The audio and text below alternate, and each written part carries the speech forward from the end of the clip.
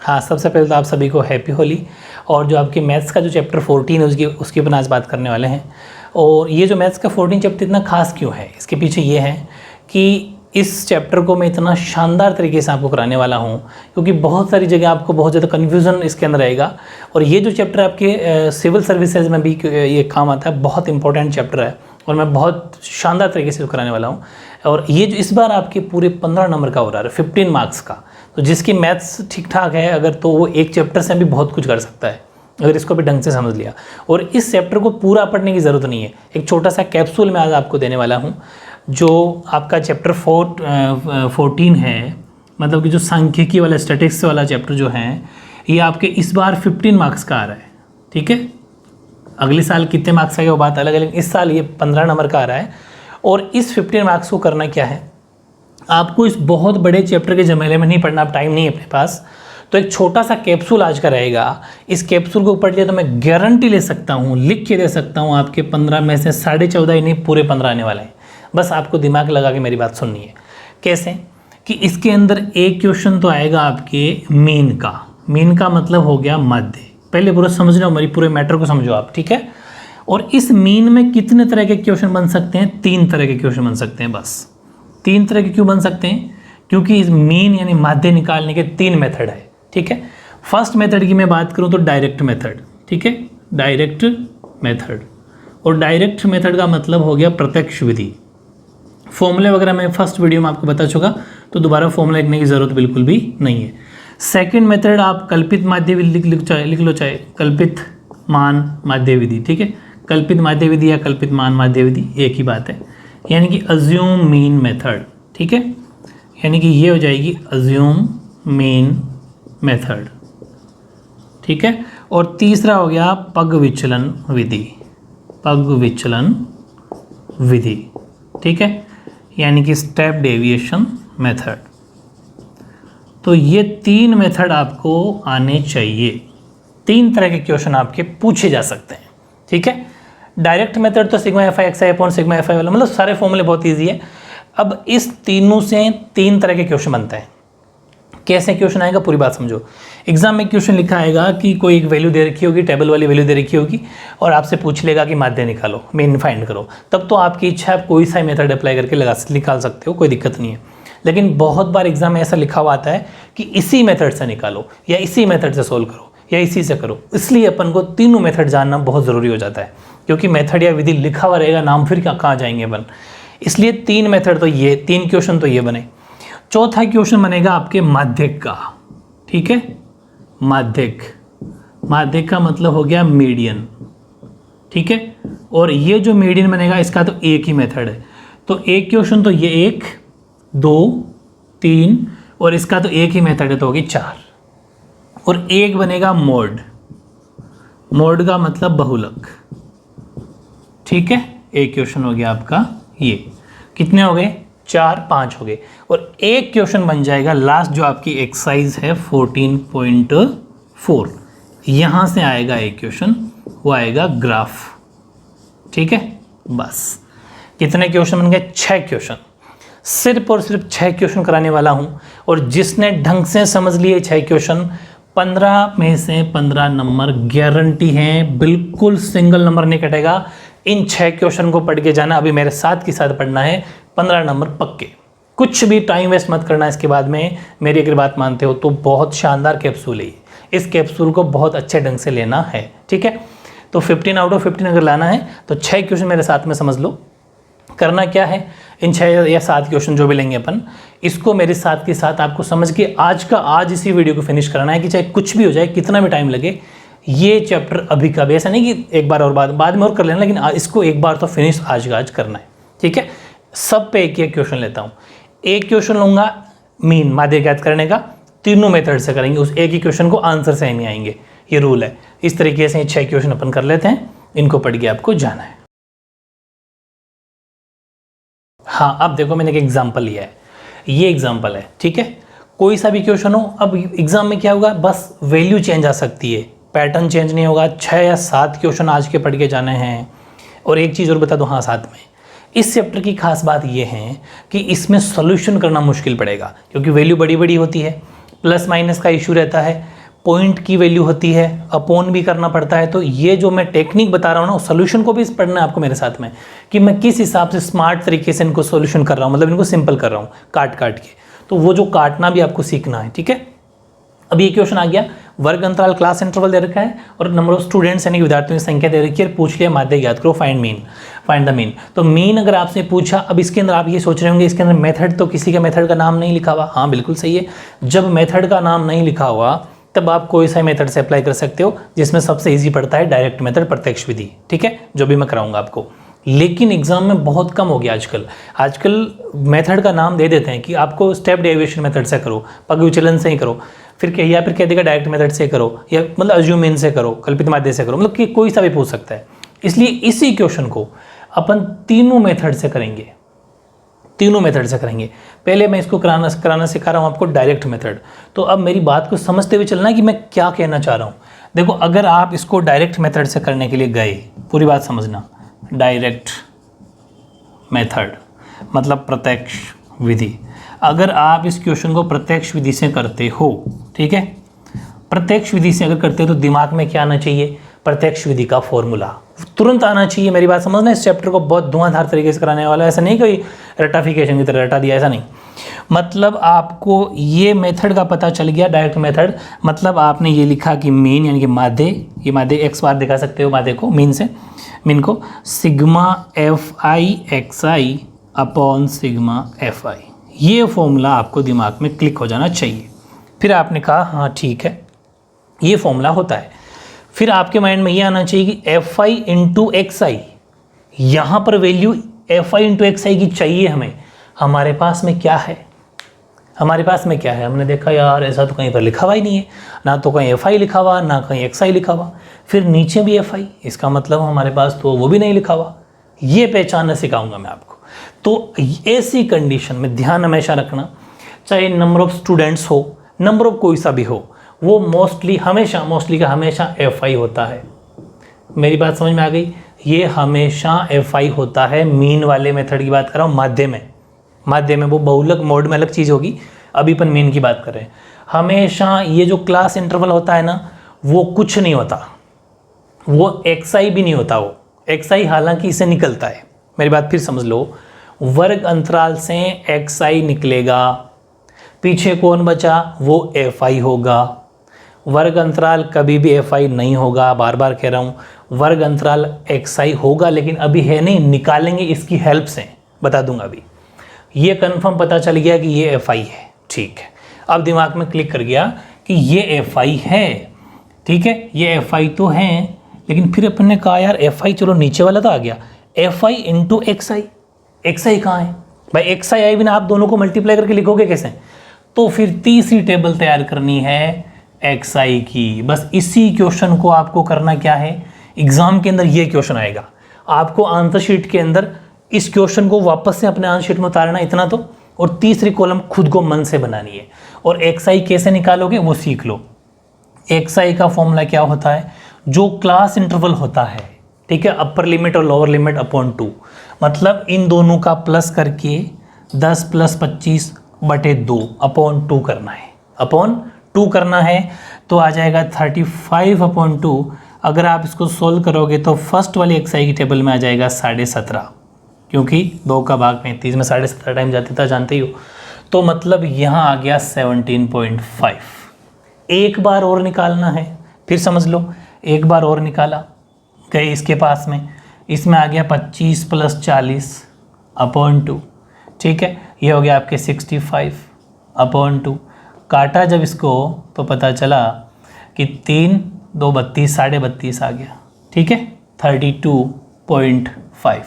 अब हर जगह सारी की सारी वैल्यू को नहीं निकालनी, बस ये देखना है कि दोनों के बीच में गैप कितने गए। दोनों के बीच में गैप देखो, गैप देगा 5 में से, पहले पॉइंट की वैल्यू उठा लो, 5 में से 5 का 0 कोई मतलब नहीं है, 12 में 7 गया 5, और यहाँ बचा 2, तो मतलब गैप आ रहा है 15 का। दोनों का बीच का गैप कितना आ रहा है, 15 का गैप आ रहा है। दोनों के बीच का अंतर कितने का आ रहा है, 15 का अंतर आ रहा है, बस बात खत्म। अब 15 जोड़ते जाओ, बस 32.5 में 15 जोड़ो, 37.5 47.5, ठीक है, ऐसे इसमें 15 ऐड कर लो तो 5 का तो 5 और यहाँ 15 मन में लिख लो ऐसे, तो 7 और 5 12, यहाँ से लग जाएगी 1, ठीक है, ये हो जाएगा 6, 62.5।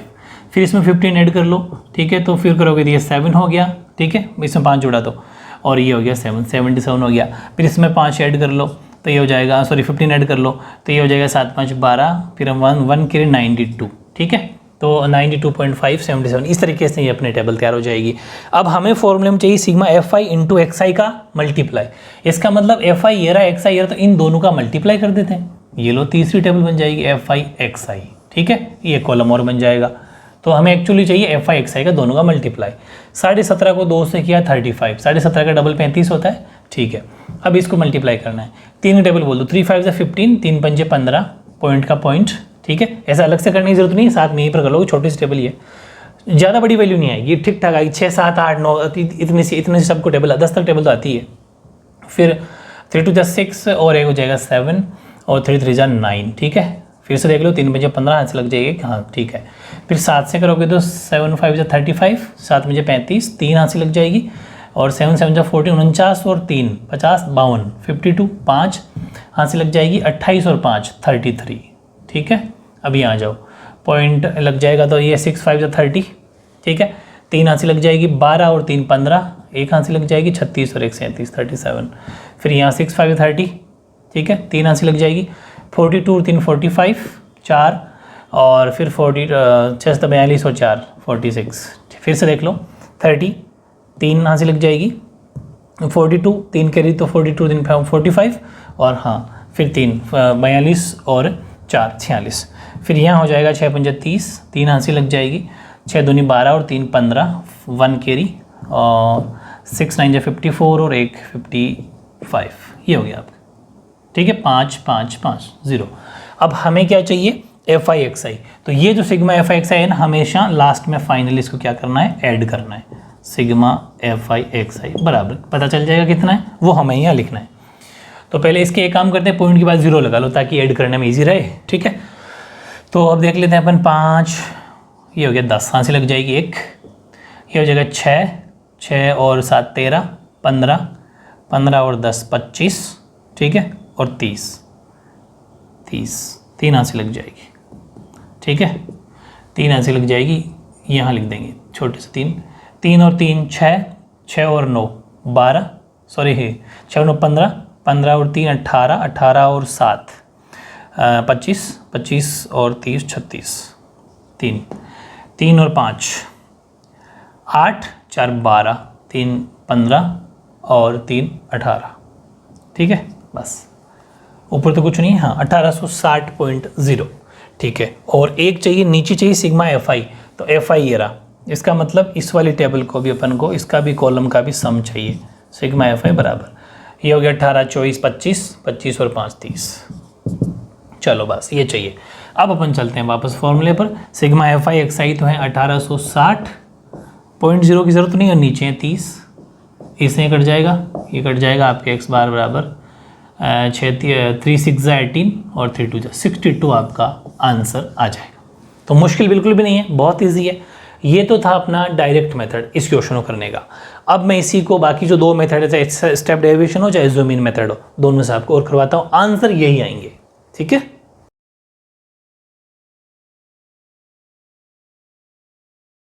हाँ अब लेते हैं इसी क्वेश्चन को, क्वेश्चन वही है, 2 कॉलम आएंगे, ये मैंने मिटाया नहीं, रफ नहीं कराया, ऐसा मान लो कि क्वेश्चन इतना सही है। इसी क्वेश्चन को अब अपन सेकंड मेथड से कर रहे हैं, कल्पित माध्य विधि, कल्पित माध्य विधि यानी कि assume mean method, assume mean method से कर रहे हैं अपन इसको, ठीक है। सेकंड मेथड कौन सा, अज्यूम मीन, कोई सा भी वैसे स्टेप डेरिवेशन लिख सकते हो। अब इसका फॉर्मूला वही, एक्स बार तो अपन को इंडिकेट कर रहे हैं माध्य को, मीन को, ठीक है, एक्स बार बराबर a plus sigma f i d i, बस एफ आई एक्स आई की जगह एफ आई डी आई आ जाएगा अपॉन सिग्मा एफ आई, बस इतना सा ही होता है। ये है अपना अज्यूम मीन मेथड, ठीक है, यानी कि कल्पित माध्य विधि। अब a plus f i d upon f i, अब आपको ये सोचना है, आपने सोचा होगा कि इस टेबल को क्यों रखा, एग्जाम के अंदर अगर इसी क्वेश्चन को इस मेथड से करना हो तो ये तो आपको निकालना ही पड़ेगा, एक्स तो निकालना पड़ेगा। एक्स की क्यों जरूरत पड़ेगी? क्योंकि हम निकालेंगे पहले डी आई। भाई डी आई की जरूरत, एफ तो है हमारे पास, डी आई की सबसे पहले कोई भी मेथड हो फॉर्मूला दिमाग में आ जाना चाहिए। अच्छा एफ आई डी आई चाहिए, ओके, इसका मतलब में डी आई चाहिए, ठीक है। डी आई का फॉर्मूला होता है एक्स आई माइनस ए। अब आपका दिमाग तुरंत क्लिक कर गया कि अच्छा इसलिए इस टेबल को रखना ज़रूरी था, या फिर ऐसा मान लो कि एग्जाम के अंदर एक्स आई निकालना ज़रूरी है, क्योंकि डी आई निकालने के लिए एक्स आई माइनस ए की ज़रूरत है, तो इस डी आई को निकालने के लिए एक्स आई की ज़रूरत है, ठीक है।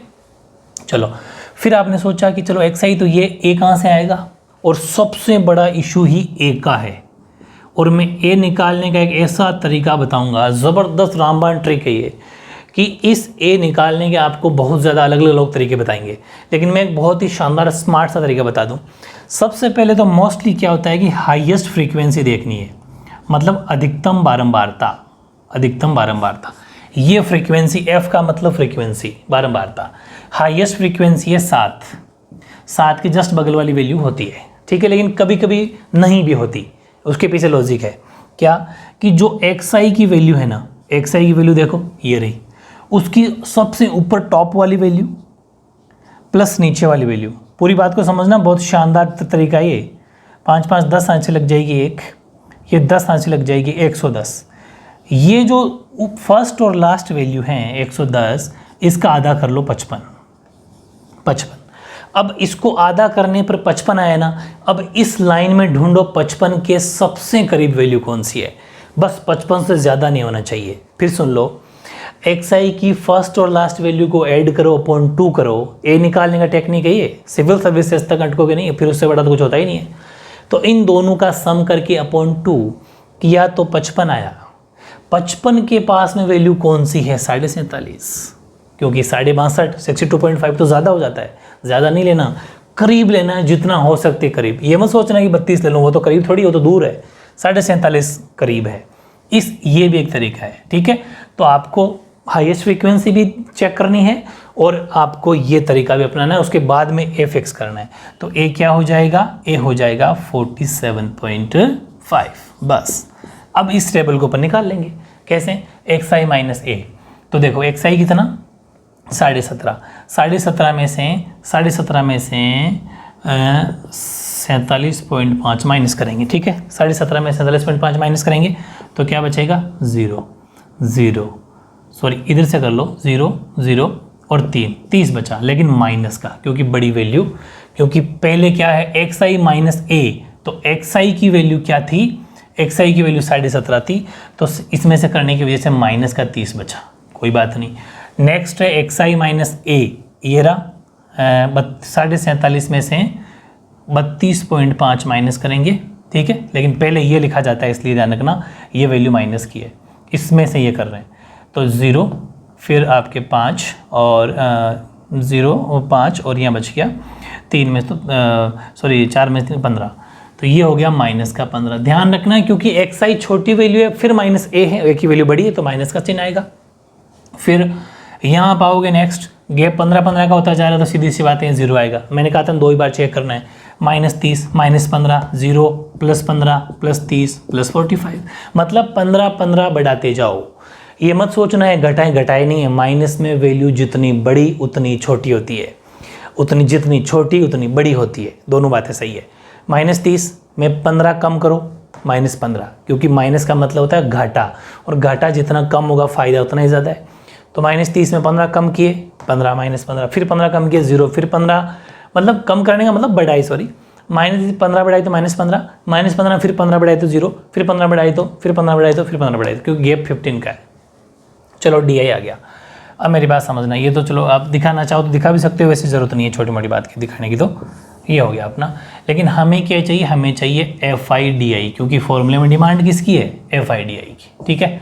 एफ आई कहाँ है, ये रहा, तो इन दोनों का मल्टीप्लाई चाहिए, समझ गए। पिछली बार तो इन दोनों का मल्टीप्लाई चाहिए था, अब इन दोनों का मल्टीप्लाई चाहिए, एफ आई डी आई। तो ये हो जाएगा -60, ये हो जाएगा -45, 0 सॉरी 15 6 90, 15 6 90, 6 18 180 और 6 5 30, 3 और 24 और 3 27, ठीक है। और अब इसका सम कर लेंगे, क्योंकि हमें क्या चाहिए, सिग्मा एफ आई डी आई बराबर, ये दोनों तो माइनस के, तो माइनस के तो हो गया आपके 5 और 10, 105, माइनस के तो 105 हो गए, और ये हैं आपके प्लस के, ज़ीरो का मतलब नहीं है, तो ये हो गया 0, ये हो गया 15, 7 5 7 8 15, 15 15 और 15 और 9 हो गए 24, ठीक है, 24 दो हाथ से लग जाएगी, और ये हो गया 540। इन दोनों का सॉल्व कर लो, इसमें से ये हटा दो, तो 10 में से 5 गया 5, यहाँ बच गए अपने 3 और 5 में से गया तो 4, 435 प्लस में आ गया, क्योंकि बड़ी वैल्यू प्लस की है, ठीक है। चलो हो गया अपना आंसर, x बार बराबर, ठीक है, फॉर्मूला x बार बराबर, तो a तो है 47.5 plus sigma f i d I, sigma f i d I 435, 435 upon sigma f i 30, बस हो गया। तो x बार बराबर 47.5 को अपनी जगह रहने दो, और इसको अंदर अंदर सोल्व कर लो। इसका टेक्निक बताता हूँ, अब यहाँ टेक्निक अप्लाई करनी है। जब भी नीचे 0, इसका मतलब मन में यहाँ पॉइंट सोच लो, 0 खत्म, अब सिर्फ 3 बचा है, ठीक है, लेकिन दिखाना नहीं है, पॉइंट लगा के मन में ही सोचना है। 3 का डिवाइड कर दो, 3 1 जा 3, फिर बच गया 13, 3 4 जा 12, 1 कैरी, ठीक है, 3 5 जा 15, बस ये हो गया 14.5। जब इसका इसमें डिवाइड किया, हटा लो इसको, पॉइंट मन में सोचना था, 14.5 हो गए। x बार बराबर, बीच में प्लस है, बीच में प्लस है तो आप ब्रैकेट भी हटा सकते हो अब तो, ठीक है, क्योंकि मिड में तो प्लस है, और प्लस के जब लगाते पॉइंट की जरूरत नहीं होती। 5 और 5 10, हाथ से लग जाएगी 1, 7 4 11 12, हाथ से लग जाएगी 62, तो 62.0 या फिर 62, तो यही तो आंसर पहले वाले मेथड से आ रहा था। तो मेथड कोई सा भी हो, आंसर सेम आएंगे, है ना, इजी। बस ध्यान रखना है, कॉलम 2 आएंगे, तीसरा कॉलम, चौथा कॉलम, पांचवा कॉलम क्यों और कैसे तैयार करना वो मैं सिखा दिया। पिछली बार XI निकाला था और इन दोनों का मल्टीप्लाई करते काम हो गया था, लेकिन इस बार DI भाई साहब नए आ गए, तो इनको निकालने के लिए XI की भी ज़रूरत थी और एक की भी ज़रूरत थी, इसलिए एक कॉलम ज़्यादा बना, ठीक है, कौन सा, XI वाला, और फिर DI, और फिर इन दोनों का मल्टीप्लाई। ये टेक्निक, ये सेकेंड मेथड। अब एक मेथड और लेते हैं अपन।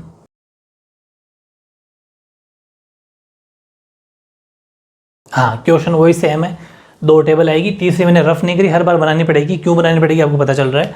तीसरा मेथड है अपना पग विचलन विधि, ठीक है, पग विचलन विधि, यानी कि स्टेप डेविएशन मेथड, ठीक है, स्टेप डेविएशन मेथड से अपन करेंगे इसको, बाय स्टेप डेविएशन मेथड।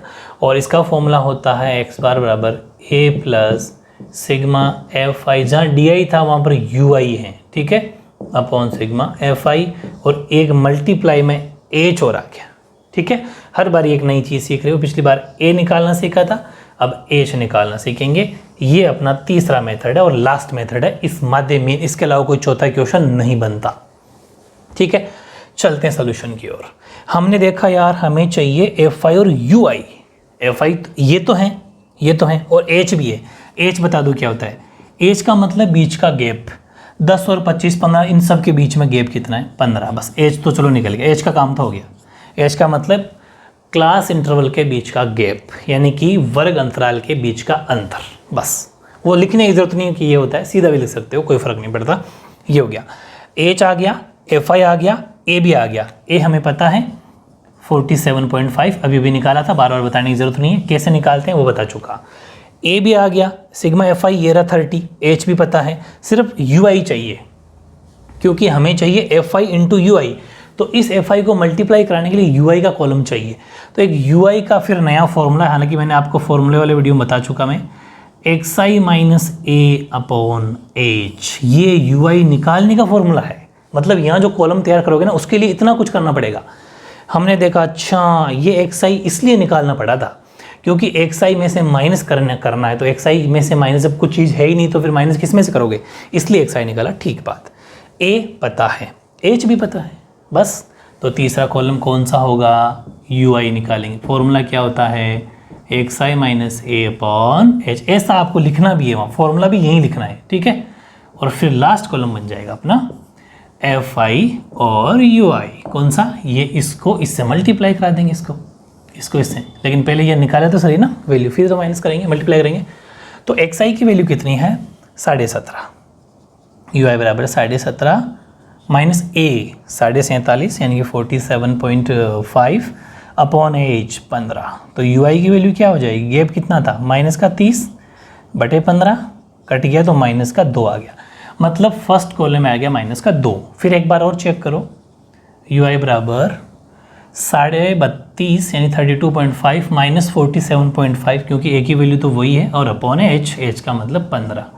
तो यू आई क्या आ गया, यहाँ गैप 15 का आया, माइनस का 15 और माइनस का 15 नीचे 15 प्लस का, तो यू आई आ गया -1। अब हम समझ गए, अब नहीं करना, क्यों -2 -1 0 1 2 3, क्योंकि हर बारी एक एक बढ़ रहा है। -2 में 1 बढ़ा तो -1 हुआ, फिर 1 बढ़ा तो 0, फिर 1 बढ़ा तो 1, फिर 1 बढ़ा 2 3, ऐसा समझ में आ गई। बस बहुत ईजी है, 1-2 बार करके दिखा देना आप, और नहीं करना, सब सारा नहीं करते। अब करेंगे एफ आई यू आई का मल्टीप्लाई इन दोनों का, ये कॉलम तो तभी तैयार होगा। तो माइनस का हो गया 4, माइनस का 3 0 6 12 और 18, ठीक है। और ये कॉलम अपना रेडी हो गया। अब सिग्मा एफ आई यू आई बराबर, ये तो माइनस के हो गए 7, ये सब है प्लस के, ठीक है। तो ये 18 18 36 36 हो गए प्लस के, 36 में से माइनस का 7 हटा दो, तो यहाँ बच जाएंगे माइनस का नहीं सॉरी प्लस का 29, बस 29 बचेगा, देख लो भलाई। 36 में से 6 चले गए तो 30 और फिर एक और चला गया। तो x बार की फॉर्मूले में फॉर्मूला जो इसमें रख देते हैं, a की value 47.5 plus sigma f i u i ये रहा 29 upon f i 30 into h 15। बस इजी है, इसकी टेबल से काट दो 2 बार, 15 टू ज़ा, ठीक है। मल्टीप्लाई में तो कट सकते हैं, अब इसको इससे कर देंगे, हो गया 47.5, 2 का इसमें किया 2 1 2, 2 4 8 और 5, एक्स बार बराबर 5 और 5 10, हाथ से लग जाएगी 1, और ये हो गया 8 4 12, हाथ से लगी 1, 62.0 या फिर 62। तो हर बार ये आंसर सेम आएगा, मेथड सा एक कोई सा भी हो, है ना मज़ेदार। बस इस टेक्निक को मेरी टेक्निक को अगर आप समझ लिया तो ये क्वेश्चन आपके 6 नंबर का आएगा। तो 15 नंबर की तैयारी में 6 नंबर तो कर चुके हैं, अब और आगे देखते जाओ कैसे अपन 15 मार्क्स की पूरी तैयारी करेंगे, ठीक है। तो माध्य निकालने की यानी कि मीन फाइंड करने की तीनों विधियां, इनकी तीनों मेथड कंप्लीट।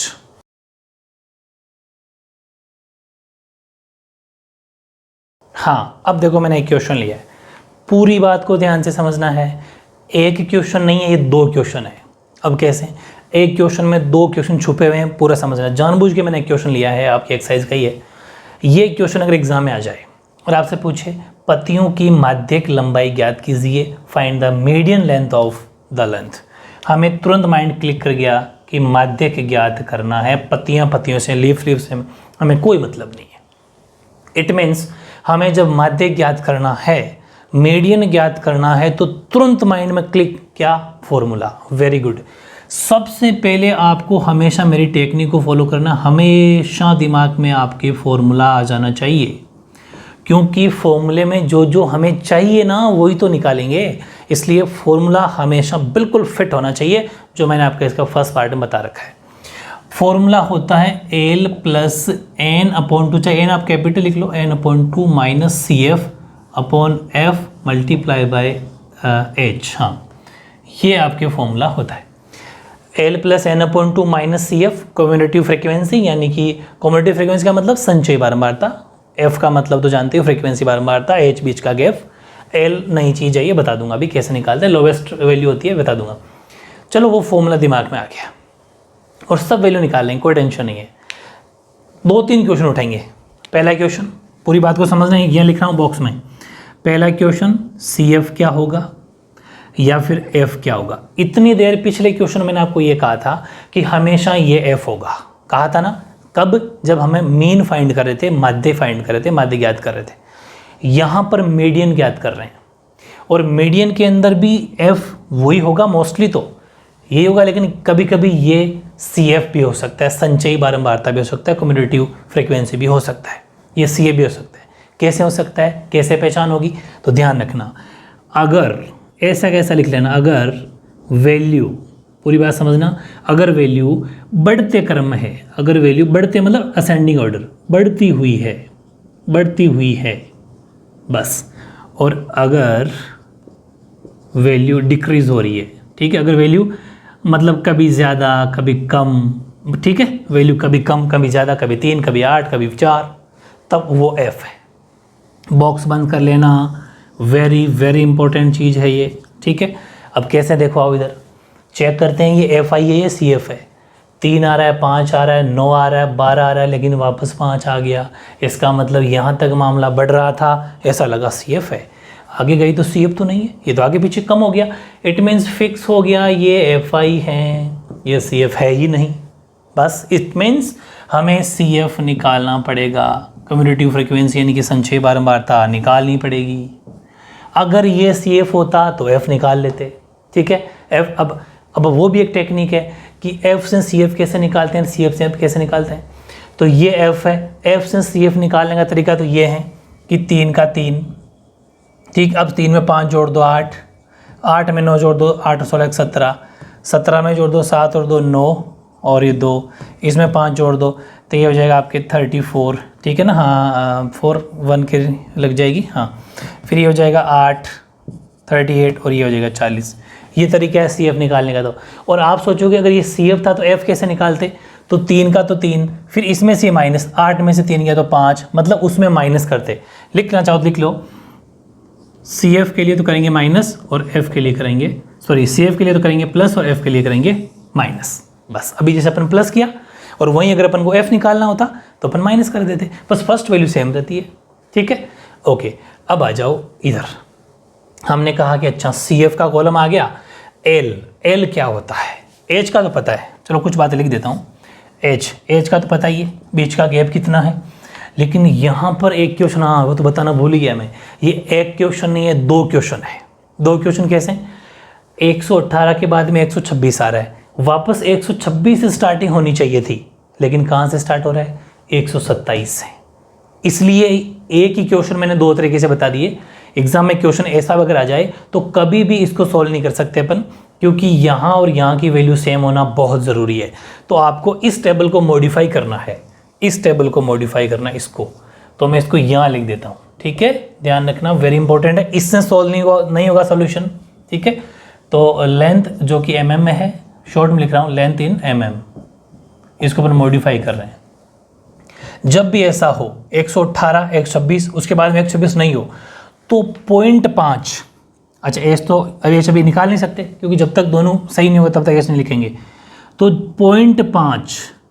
0.5 लेफ्ट साइड में कम करना है, मतलब माइनस करना है, और 0.5 राइट साइड में प्लस करना है। बस कैसे, 118 में 0.5 कम कर दो, 117.5, भाई 118 में से आधा हटा दो तो 117.5, और 126 में 0.5 बढ़ा दो तो 126.5। समझ में आ गई। ऐसे ही इधर 127 में 0.5 कम कर दो, 126.5, 135 में 0.5 बढ़ा दो, 135. बस ये अब सिस्टम बैठ जाएगा ऑटोमेटिक, जैसे जैसे आप करते जाओगे ये बैठ गया, ठीक है। यहाँ 144.5 हो जाएगा, यहाँ 1 बढ़ जाएगा, यहाँ घट जाएगा, यानी कि ये हो जाएगा और यहाँ बढ़ जाएगा, यहाँ ये हो जाएगा और यहाँ ये हो जाएगा, फिर यहाँ ये हो जाएगा। एक को मैंने ऐसे लिख दिया, सीध मिला लेंगे कोई बात नहीं, 180.5। इस तरीके से ये अपनी टेबल तैयार हो गई, ठीक है। सीध ऐसे मिला लेना क्योंकि मैंने एक कॉलम में से लिख दिया, थोड़ा सा एडजस्ट कर लेना, वापस आप करेंगे टाइम वेस्ट होगा। ये लो, तो मेरी बात समझ में आ गई आपकी। इस तरीके से मैंने कहा था एक क्वेश्चन के 2 क्वेश्चन एग्जामिनर दे सकता है ऐसी वैल्यू। हालांकि मैं चाहता तो इसको ऐसे सीधी लिख के बता सकता था, लेकिन जानबूझ के मैंने सोचा कि इस क्वेश्चन में ही 2 बातें सिखा दूं एक साथ, ताकि 2 क्वेश्चन नहीं लेना पड़े। ऐसा आ जाए तो ऐसा करना है, मतलब मोस्टली आपको ये चेक कर लेना है क्वेश्चन दिखते ही ये वैल्यू सेम है कि या नहीं। मोस्टली तो सेम ही देता है, लेकिन कभी कभी अगर लेवल का पेपर आ जाए तो ऐसा आ जाए तो आपको उसको मॉडिफाई कर लेना है। अब एच बताओ क्या होगा, मतलब याद क्या रखना है कि 0.5 लेफ्ट साइड में कम करना है, लेफ्ट साइड में, ठीक है, और राइट साइड में 0.5 बढ़ाना है, ठीक है। अब बताओ एच क्या होगा, दोनों का गैप, 5 में से 5 0, ठीक है, 6 में से 7 मतलब 16 में से 7 गए तो 9 बच गए, ठीक है, फिर हाँ 9 ही बचेंगे तो एच हो जाएगा 9 का गैप है। जोड़ के देख सकते हो या फिर माइनस करके देख सकते हो, अगर फिर भी इशू रह जाए तो 117.5, ये तो 0, 16 में से 7 गया, 16 में 7 का मतलब है 8 9 10 9 बचेंगे, ठीक है, बस तो 9 का गैप हो गया, तो वो हमारा एच हो गया। चलो एच आ गया। अब बात आती है एफ की, तो एफ तो अपन को पता ही है, ये होगा एफ, तो एफ निकाल लो। अच्छा इसमें ये एफ भी ध्यान रखना, ये एफ नहीं होगा इसमें, यहाँ ये एफ आई नहीं है, ये एफ है। बताता हूँ क्या होगा। एफ का मतलब है हाईएस्ट फ्रीक्वेंसी, एफ का मतलब क्या है, हाईएस्ट फ्रीक्वेंसी, मतलब कि अधिकतम बारंबारता, अधिकतम बारंबारता। इसका मतलब एफ क्या होगा बताओ, अधिकतम बारंबारता कौन सी, ये तो कंफर्म पता चल गया कि एफ है, एफ आई की लिस्ट है, तो अधिकतम बारंबारता कौन है 12, तो ये हो जाएगा एफ। ठीक है, तो एफ हो गया 12। चलो एफ का पता चल गया, एच का पता चल गया। अब बात आती है एल की। एल क्या होगा, तो एफ देखो 12, इसकी टेबल में, अब ये तो रही नहीं, ऐसा मान लो ये टेबल अब नहीं रही, इसका ये यहाँ लिख दी मैंने क्योंकि मॉडिफाई होगी, ये आ गई।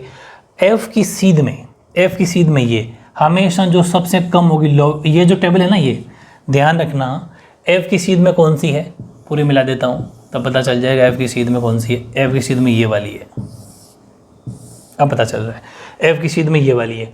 तो एफ की सीध में जो क्लास इंटरवल है, जो 12 ये वर्ग अंतराल वाली जो टेबल है, उसमें जो सबसे छोटी वैल्यू है ये हमेशा एल होगी। एल का मतलब लोवेस्ट वैल्यू, उन दोनों में से छोटी, तो एल हो जाएगी 144.5, एल हो गया 144.5, एल आ गया, एफ आ गया, एच आ गया। एन क्या होगा, एन होगा आपके ये जो है ना एफ आई, इस एफ आई का सम ही एन होगा। साइड में लिख देता हूँ, एन बराबर एफ आई का सम। ठीक है, एफ आई का सम, एफ आई का सम याद रहेगा। ठीक है, एफ आई का सम, इसका मतलब ये हुआ एन की वैल्यू कितनी है। एन की वैल्यू भी एक तरीका और बताऊँ मैं आपको, बहुत ज़बरदस्त चैप्टर है, सोचने वाला। देखो ऐसे सिविल सर्विसेज के अंदर इसको नहीं दिया जाता, दिमागी गेम है ये।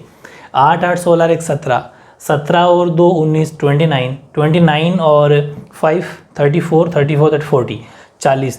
ध्यान रखना इसका सम कितना आ रहा है 40, और ये सम इसकी लास्ट वैल्यू होती है।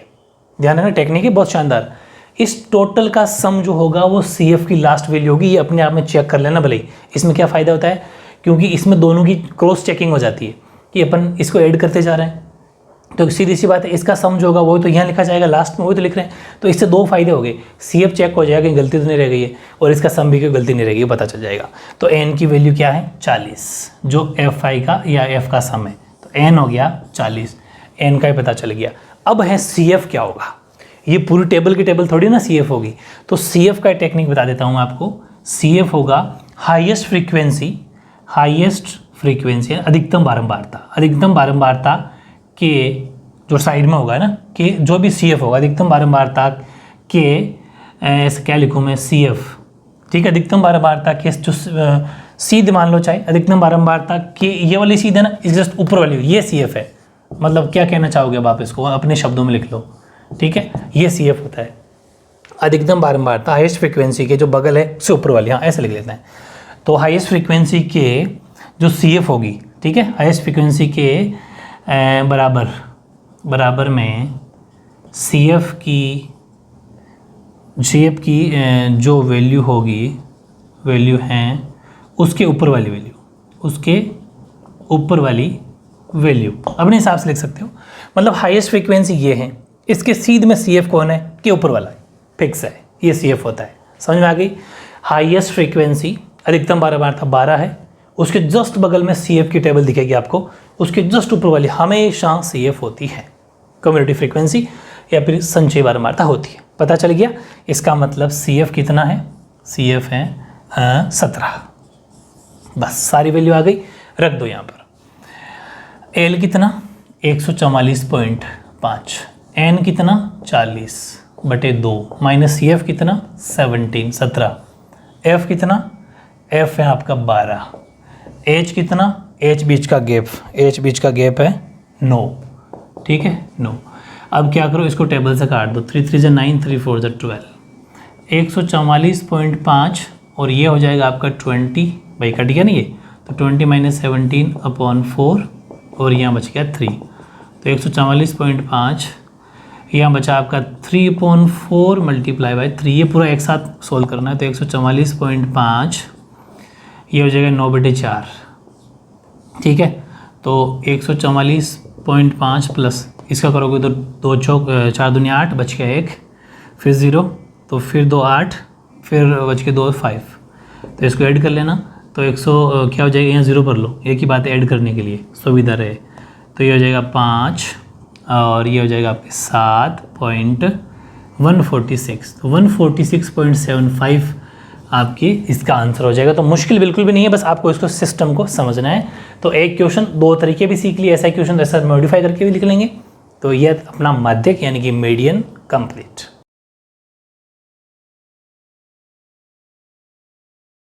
हाँ, अब देखो क्वेश्चन नंबर नेक्स्ट है, और ये जो क्वेश्चन है इसमें अपन को निकालना है बहुलक। बस एक समझ लो और कोई समझने की जरूरत नहीं, और बहुलक या मोड निकालना तो बहुत ही आसान है। निम्नलिखित आंकड़े 225 बिजली उपकरणों के प्रेक्षित जीवनकाल घंटों में जो दे रखा है सूचना देते हैं। The following data gives the information on the observed life times in hours of 2 to 5 electrical components. जीवनकाल घंटों में लाइफ टाइम्स आपको इन आवर्स दे रखी है, बारंबारता फ्रीक्वेंसी आपको दे रखी है, उपकरणों का बहुलक आपको फाइंड करना, बहुलक का मतलब मोड आपको फाइंड करना। बस मेन चीज़ ये है, जीवनकाल वगैरह कोई टेंशन नहीं है, बस एक शब्द पहचानना है कि मीन फाइंड करना है, मोड करना है, फिर मीडियन फाइंड करना है, यानी कि माध्य के बहुलक। तो बहुलक हमें इसमें निकालना है। सबसे पहले मैंने क्या कहा था कि जो भी निकालना है उसका फॉर्मूला अपन को पता होना चाहिए। तो सबसे पहले अपन बात करेंगे बहुलक। बहुलक का मतलब हो गया मोड, ठीक है। और मोड या बहुलक का फॉर्मूला हो जाएगा L plus F minus F into H। क्या टेक्निक बताता हूँ, ट्रिक बताता हूँ। यह हो जाएगा 1 0 1 0, इधर 2 इधर 2, बस सिंपल बिल्कुल इजी सा फॉर्मूला है। L plus F1 minus F0 upon 2F1 minus F0 minus F2 into H। ये क्वेश्चन है। अब हर चीज़ नई चीज़ आप सीखोगे इसके अंदर। पहली बात तो ये कि L क्या, सबसे पहले ये फ्रीक्वेंसी है, बारंबारता है, तो इसमें हाईएस्ट फ्रीक्वेंसी देखो, ये हाईएस्ट फ्रीक्वेंसी है, तो इसका मतलब ये तो है F। हालांकि अपन को F की ज़रूरत नहीं है, लेकिन ध्यान रखना सिर्फ F नहीं है, ये हाईएस्ट फ्रीक्वेंसी को अपन F से दिखाते हैं, F। तो ये F का मतलब ये F1 होता है, मतलब F फर्स्ट फ्रीक्वेंसी सबसे ज़्यादा वो F हो गया, F1। इसके ऊपर वाला ये F0 और ये हो जाएगा F2। काउंटिंग मतलब मैथ्स के उस सिस्टम में चले पहले 0 आता है, फिर 1 फिर 2, तो हाईएस्ट फ्रीक्वेंसी वो F1 होती है या फिर F होती है, एक ही बात है। जैसे हम मैथ्स में पढ़ते हैं ना AP चैप्टर में, A बोलो चाहे A1 बोलो, वैसे ही फर्स्ट हम जो प्रथम पद पढ़ते हैं ना AP में, A बोलो चाहे A1 बोलो, वैसे F बोलो चाहे F1 बोलो, इसके ऊपर F0 क्योंकि 1 से पहले 0 आता है और 1 के बाद में 2 आता है, तो तीनों निकल गए, F0 F1 और F2 तीनों निकल गए। H बीच का गैप होता ही है, तो H हो जाएगा आपके 20, चलो H भी निकल गया। F0 कितना, F0 52, F1 कितना, F1 61, F2 कितना 38। तो मतलब बेहद आसान है, बिल्कुल भी मुश्किल नहीं है, ये आ गया। और H हो गया L। अब बात आती है L की। हाईएस्ट फ्रीक्वेंसी के बगल में जो क्लास इंटरवल दे रखा है, इसमें जो सबसे छोटी वैल्यू होती है, लोवेस्ट वैल्यू L, तो L हो जाएगा 60। बस अब 100 तो करना है, तो बहुलक मोड निकालना तो बेहद आसान है। तो यहाँ हो जाएगा L तो हो गया 60 प्लस F1 हो जाएगा 61, F0 52 upon 2 multiply by F1 यानी कि 61 माइनस F0 यानी कि 52, F2 38, F2 कितना है 38, हाँ 38 इंटू H 20, ठीक है। तो 60 प्लस यहाँ एक में से 2 जाएंगे नहीं, 11 में से 2 गए तो 9 बच गए नीचे, और तो कुछ बचेंगे नहीं, हाँ ये हो गया 2, फिर हो गया 12, ठीक है। और अब देखते हैं नेक्स्ट माइनस, देखो मल्टीप्लाई से कर लेना, 2 1 2 2 6 12, फिर ये माइनस और ये दोनों माइनस के हो जाएंगे ऐड, माइनस के इकट्ठे होते रहेंगे, साइन अपना रखते हैं, चिन्ह अपना रखते हैं।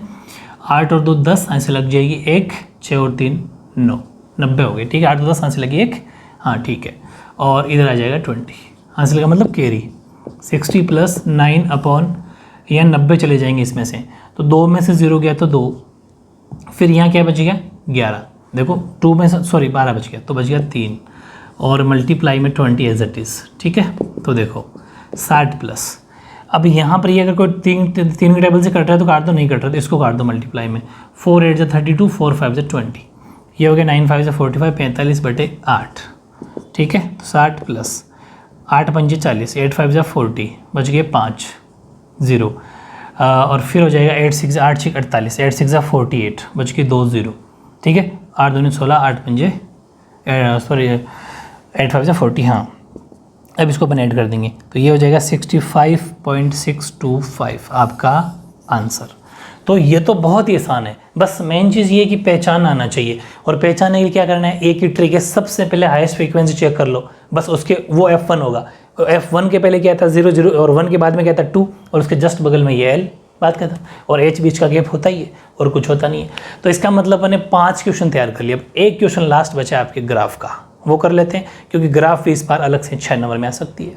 ठीक है, फिर अपना ये जो चैप्टर है कैप्सूल अपना कंप्लीट।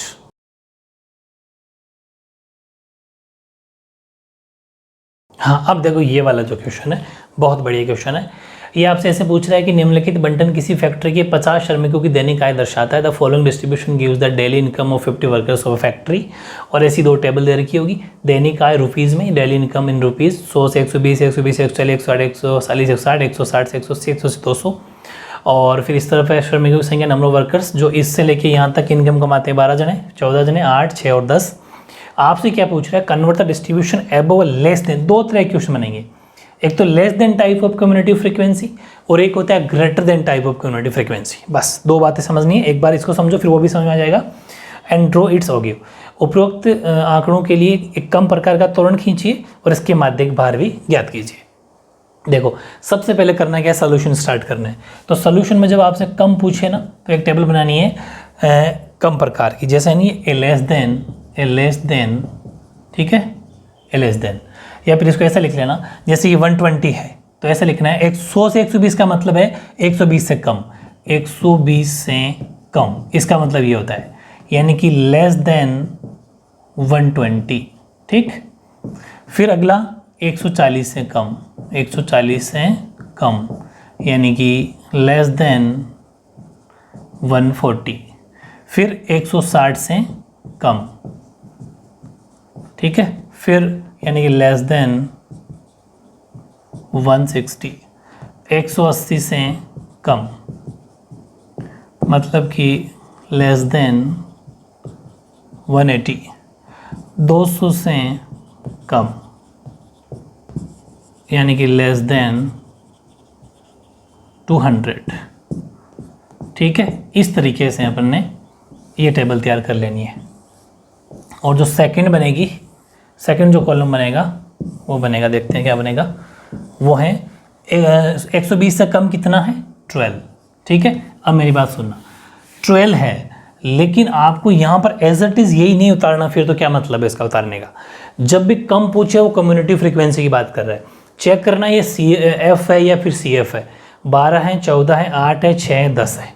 इसका मतलब कम प्रकार की जब भी पूछे तो F होगा, हमेशा अपन को उसका CF निकालना है। तो 12 का तो 12, ठीक है। फिर इसके बाद में ऐड होता जाएगा, आपको पता है ना, 12 का दोबारा लिखते हैं, उसके बाद में जुड़ता जाता है संचय बारंबारता निकालने के लिए, CF निकालने के लिए। ठीक है, तो यहाँ हो जाएगा ये CF है, ठीक है, एक कम प्रकार की CF है, less than type of community frequency है, यानी कि एक कम प्रकार की संचय बारंबारता। तो यहाँ हो जाएगा 12, यहाँ हो जाएगा 26 और ये हो जाएगा आपका 34, ये हो जाएगा 40, 40 और ये हो जाएगा 50। बस ये अपन निकाल ली। और अब इसका बनाना है अपन को ग्राफ। ग्राफ कैसे बनेगा, इन दोनों का बनेगा। इन दोनों का मतलब जैसे ये फर्स्ट वैल्यू बन जाएगी 120,12, ये x और ये y ऐसा मान लो, ये अपना a बन जाएगा, b बन जाएगा 140,26, ठीक है, c को दिखा देंगे अपन 160,34 और d को दिखा देंगे अपन 180,40 और e को दिखा देंगे अपन 200,50। यूँ बनाना है ग्राफ। अब वैल्यू अपन चेक कर लिए अपन ने कि 12, 26, 34, 50 तक तो है y की वैल्यू, क्योंकि आपको पता है ना ग्राफ में ये x होता है और ये y होता है, ठीक है, ओके। तो इसका मतलब, और वैल्यू पूरी की पूरी प्लस में, कोई भी वैल्यू माइनस में नहीं है। इसका मतलब आप चाहो तो प्लस वाला ग्राफ बना सकते हो या फिर ये L ग्राफ भी बना सकते हो, ये वाला, ठीक है। बस इससे काम हो जाएगा क्योंकि बड़ी वैल्यू तो है नहीं। इधर अपन लिख लेते हैं नंबर ऑफ वर्कर्स, ठीक है, नंबर ऑफ वर्कर्स यानी कि श्रमिकों की संख्या, ठीक है। तो श्रमिकों की संख्या अपन लिखते हैं तो हाईएस्ट 50 है, तो अपन लिखते हैं 5, 10, 15, 20, 25, 30, 35, 40, 45, थोड़ा सा आगे बढ़ा लो उसको 50 तक, बस 50 हो जाएगा। मतलब 5-5 की टेबल आराम से चला सकते हो आप, क्योंकि इसमें ज़्यादा मुश्किल नहीं है। और इससे छोटी तो फिर मत चलाना, वो ईजी रहेगा ये वाला। ठीक है, ये आपका हो गया। और इस तरफ अपन अगर बात करें तो हाईएस्ट वैल्यू कितनी है, 200 और 120 से स्टार्ट हो रहा है। तो आपने छोटा सा वो क्लिंग जो लगा देते बीच में ऐसे लगा देते ना, वो याद है? मतलब जब वैल्यू जंप करती है, अपन जंप करते हैं कि जैसे मैंने लिखा यहाँ पर 120, फिर 130, फिर 140, 150, 160, 170, 180, 190 और 200। बाकी सब जगह तो 10-10 का गैप है, लेकिन यहाँ से 0 से सीधा जंप किया मैंने, तब ये क्लिंक लगा देते हैं छोटा सा। ठीक है, तो 0 से 120, 130 ये ईजी है, मतलब मुश्किल बिल्कुल भी नहीं है। ये x है और ये y है। चलो अच्छा, इसमें स्केल भी लिखना होता है पैमाना। हालांकि मैंने ग्राफ ये चीज़ें बता रखी है आपको। तो स्केल अपन ने कितना लिया है, स्केल हमने x अक्ष के ऊपर तो लिया है, x अक्ष का मतलब x पर तो अपन ने लिया है जो 1 यूनिट है, 1 यूनिट बराबर 10-10 का गैप लिया है, देख लो 10-10 का, तो 10 सेंटीमीटर।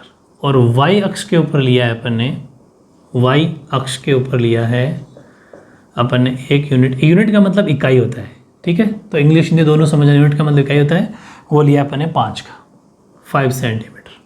तो जितना गैप लेते हो वो भी वहाँ पर लिख देना स्केल। अब बनाते हैं, पहले 120 और 12, x तो 120 है और 12, 120 ये, और इसके यहाँ पर देखो ये 10 है और इसके बीच में छोटी छोटी 10 लाइनें होती है, 1 2 3 4 5 6 7 8 9 और वो 10 हो गई। तो अपन को कितना चाहिए, 2 चाहिए। तो ऐसा मान लो इस 1 और 2 इसकी सीध में, तो ये हो जाएगा 120 लगभग, यहाँ 12 और 120। ठीक है, तो ये a हो जाएगा। फिर b है 140 और 26, इधर से 140 और उधर 26, तो ये हो जाएगा 20 के बाद में 1 2 3 4 5 6। ठीक है, इसकी सीध में हो जाएगा 140 में। तो मतलब आपके ग्राफ की में तो आपके एग्जैक्ट बनेगा, मेरे तो अभी तो अंदाजे से बना रहा हूँ, आपके तो एग्जैक्ट बन जाएगा 140 की सीध में।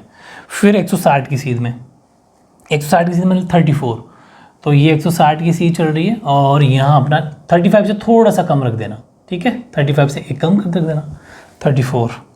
फिर 180 और 40, ये 180 और ये बिल्कुल इसकी 40 की सीध में आ जाएगा एग्जैक्ट। ठीक है, थोड़ी यहाँ रख देना, ये सीधी यहाँ 180 की, लगभग वो आपके सही बन जाएगा। और फिर 250 है, 200 की सीध में 50, तो ये अपना स्केल रख दिया। तो ऐसा मान लो कि मैं ये रख रहा हूँ, क्योंकि अपने यहाँ पैमाना लिख दिया ना, इसकी सीध में ये, समझ गए। ये है अपना A जो है अपना 120,12, ये अपना B 140,26, ये है C 160,34, ये है D 180,40 और वो है E, यहाँ लिख रहा हूँ, इस जगह ये वाली वैल्यू नहीं, ये वाली यहाँ लिख रहा हूँ, वो 200,50। ठीक है, एडजस्ट कर लेना, वहाँ तक सीधी लाइन में ला देंगे कि आपके पास तो जगह होगी, आप स्केल को कहीं ऊपर लिख देना। और अब आपको ऐसे लाइन खींच ड्रॉ करनी है, बिल्कुल सीधी लाइन ड्रॉ करनी है। ठीक है, ये मेरे साथ ऐसे आगे पीछे हो गई होगी और एग्जैक्ट सीधी लाइन आएगी। ठीक है, तो मुश्किल बिल्कुल भी नहीं है, आराम से आप खींचोगे तो बिल्कुल सही लाइन आएगी, एकदम सीधी लाइन आ जाएगी। तो ये ग्राफ बन के आपका तैयार हो गया। 6 नंबर का क्वेश्चन, ये भी आपके एग्जाम में बहुत ज़्यादा इंपॉर्टेंट है, आ सकता है। ठीक है, तो इस तरीके से मैंने आपको ये क्वेश्चन जितने भी करवाए हैं। अच्छा, वो एक अधिक वाला अगर आ जाए तो उसमें कोई टेंशन लेने की जरूरत नहीं है, बस ये वैल्यू माइनस हो जाएगी, जैसे अभी अपन ने जोड़ा था ना, वो माइनस हो जाएगी बस। बाकी ग्राफ तो इसी दो से बनना है। वहाँ पर क्या लिखना है, जैसे अपन लिखा 120 से कम, तो वहाँ लिख देना 120 से ज़्यादा, 140 से ज़्यादा, बस ग्रेटर देन 140, ग्रेटर देन 120, और ये हो जाएगा माइनस। बाकी तो वही है, बस ये वैल्यू बढ़ते हुए क्रम आएगी, वहाँ पर असेंडिंग ऑर्डर में आएगी, कोई टेंशन वाली बात नहीं है। 6 क्वेश्चन कर लो और 15 में से 15 नंबर ले आओ, और क्या चाहिए। बिल्कुल कुछ नहीं पढ़ना, एग्ज़ाम बहुत अच्छा होने वाला है, बस इस कैप्सूल को बहुत अच्छे ढंग से ले लेना। ठीक है, आपका एग्ज़ाम बहुत अच्छा होगा और सिंगल मार्क्स इस चैप्टर से आपके नहीं कटने वाले। ठीक है, तो आपके एग्ज़ाम के लिए आपको ऑल द बेस्ट। ओके।